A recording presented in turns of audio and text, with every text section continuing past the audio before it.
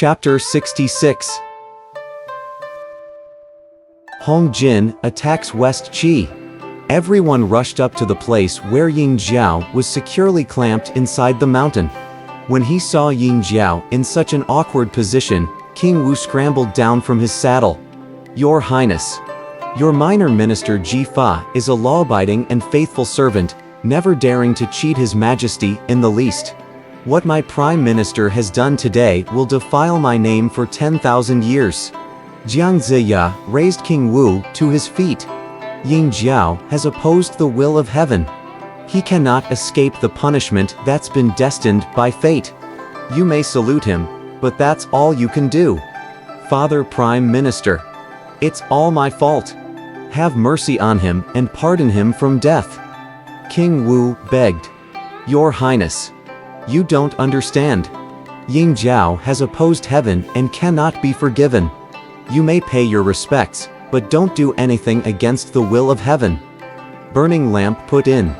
King Wu pleaded again and again for Ying Jiao, but Jiang Ziya said resolutely, "I can only obey the will of heaven and men.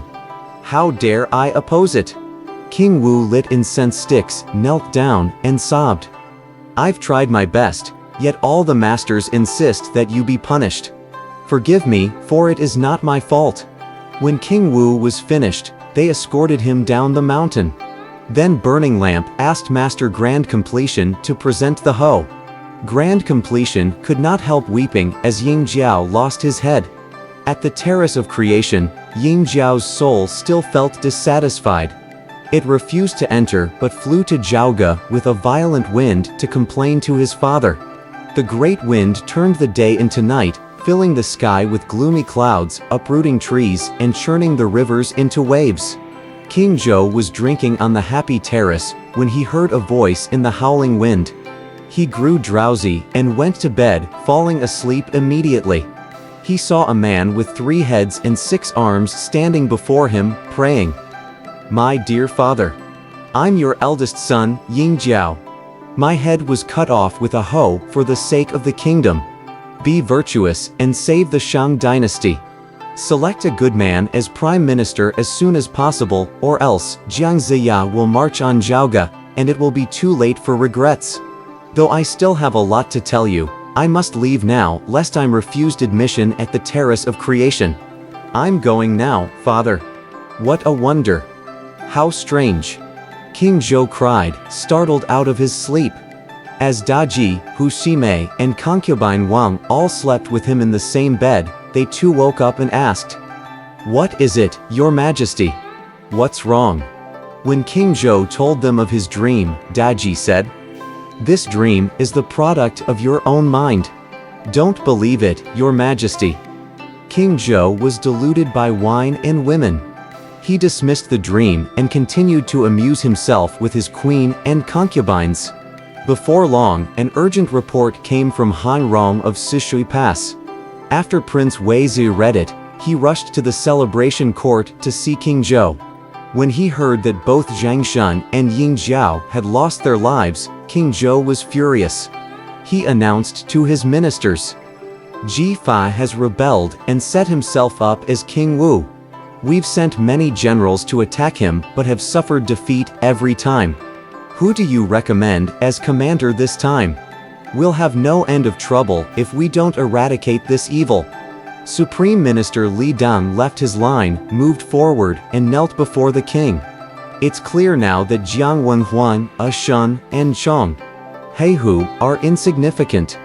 Only Ji Fa and Jiang Ziya harbor great ambition and want to create chaos. There's no match for Jiang Ziya in the capital. I venture to recommend Commander Hong Jin of Sunshan Pass to command the new punitive forces. He's highly skilled in both military strategy and magic technique. I dare suggest that he could accomplish his mission." King Zhou approved the recommendation and sent his decree by royal messenger to Sunshan Pass. Hong Jin accepted the new appointment and handed his old one over to Kongshan. He marched toward West Qi with 100,000 soldiers.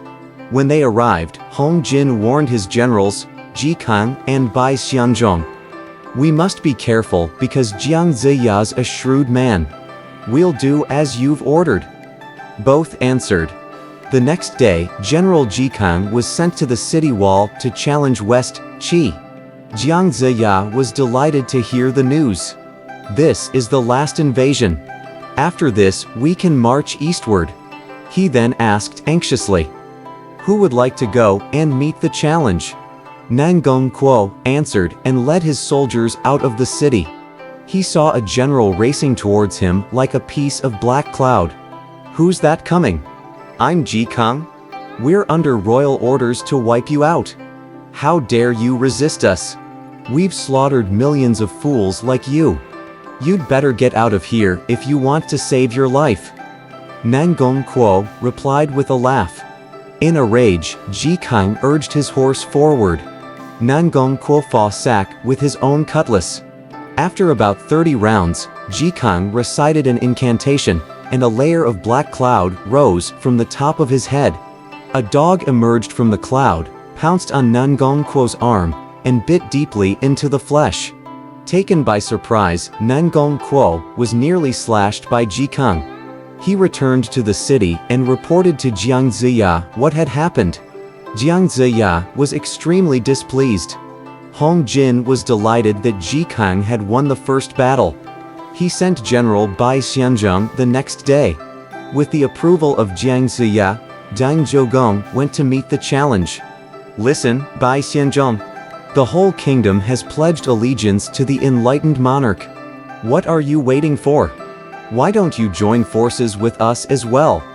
You old bastard. You show no gratitude for royal kindness. You're as mean and base as a dog or a pig." This enraged Deng Zhougong, and he spurred his horse forward. Bai Xianzhong parried with his lance. After 20 rounds, Deng's skill and speed proved too much for Bai. Finding Bai's weak point, Deng Zhougong raised his cutlass and slashed fiercely, bringing him down dead. He then returned with the head of his enemy. Jiang Ziya put his merit on record and hung the head on a pole on top of the city wall as a warning to the enemy. At the loss of one of his generals, Hong Jin gnashed his teeth in a fury, longing to devour West Qi. The following day he went to the front, demanding Jiang Ziya in person. At the roar of cannons, the city gate opened side, and Hong Jin saw a great army march out in perfect order. There were bold generals that looked like fierce tigers and Taoist disciples with the air of celestials. Prince Huang Feihu rode under a great banner. Dressed in Taoist robes, Jiang Ziya sat astride his nondescript horse, with an air different from that of ordinary mortals. "Is that Jiang Ziya?" Hong Jin asked. "What's your name, General?" Jiang Ziya asked instead of giving a direct reply. "I'm Commander Hong Jin. As you oppose the will of heaven and resist His Majesty, I've been ordered to take you back to Zhaoge for trial. If you know anything about me, you'd better dismount and surrender immediately, otherwise the people of the whole city will suffer for it." Jiang Ziya laughed. "If you're such a great general, how can you be so ignorant of what is happening here? Don't you see that nearly the whole kingdom has come over to Zhou? All the 800 marquises have agreed to combine their forces and topple the tyrant. We'll soon be meeting in Mengjin to save the people from further suffering. If you continue to support the tyrant, you'll simply bring disaster upon yourself." Enraged, Hong Jin spurred his horse forward, brandishing a cutlass. He was intercepted by Ji Shuming, the 72nd son of King Wen.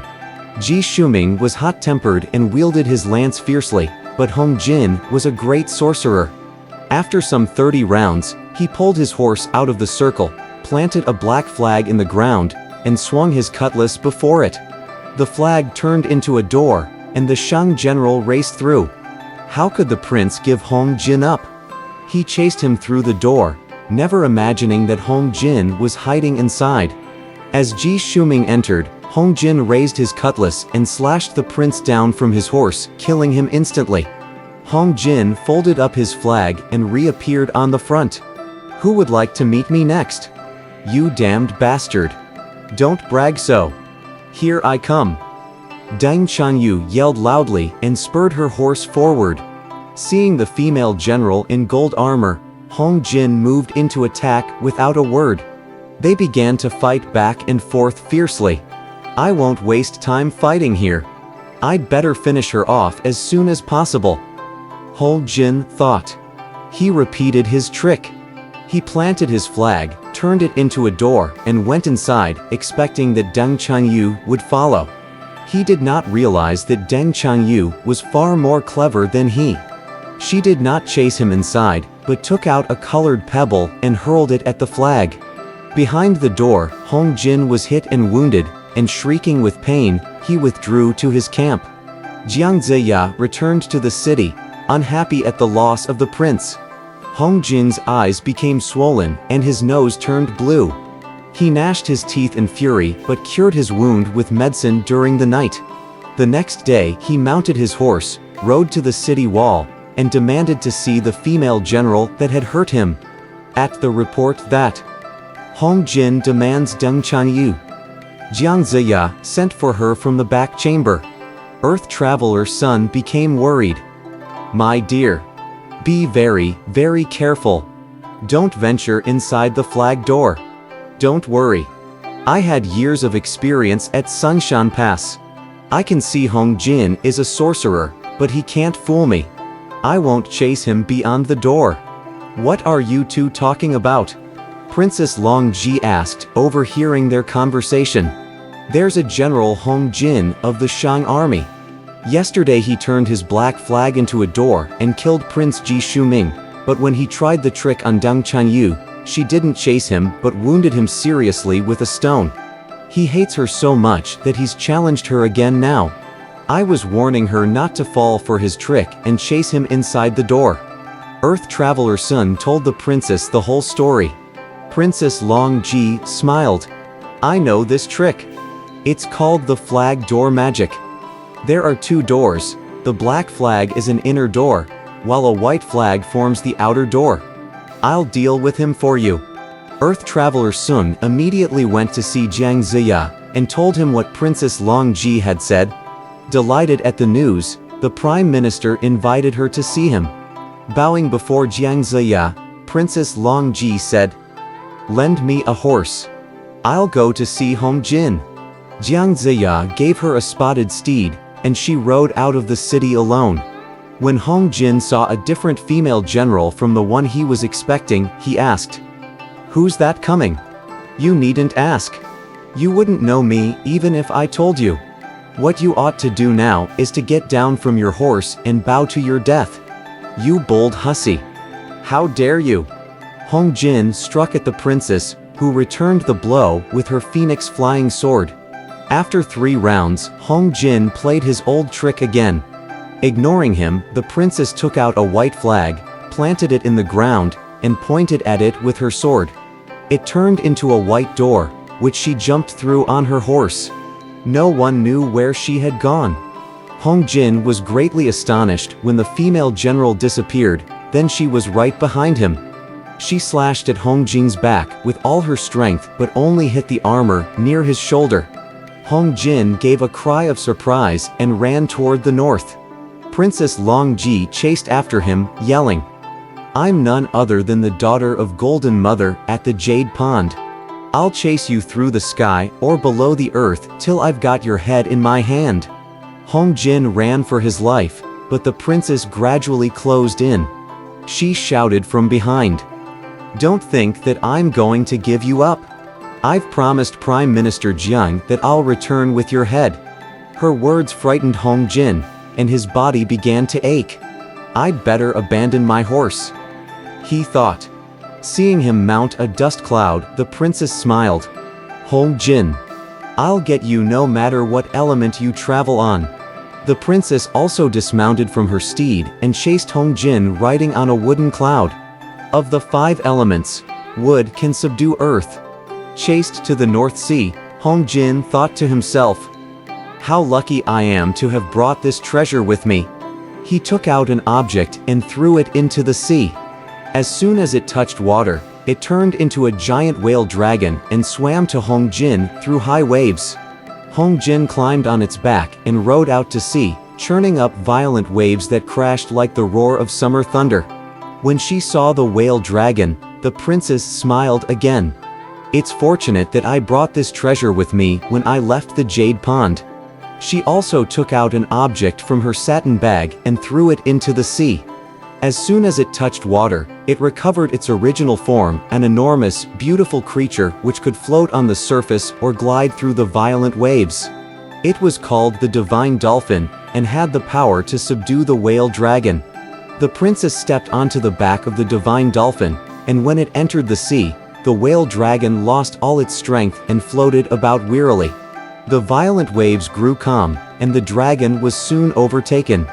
The princess cast up her dragon-binding rope, and took home Jin alive. Then she ordered her genii to carry him to West Qi.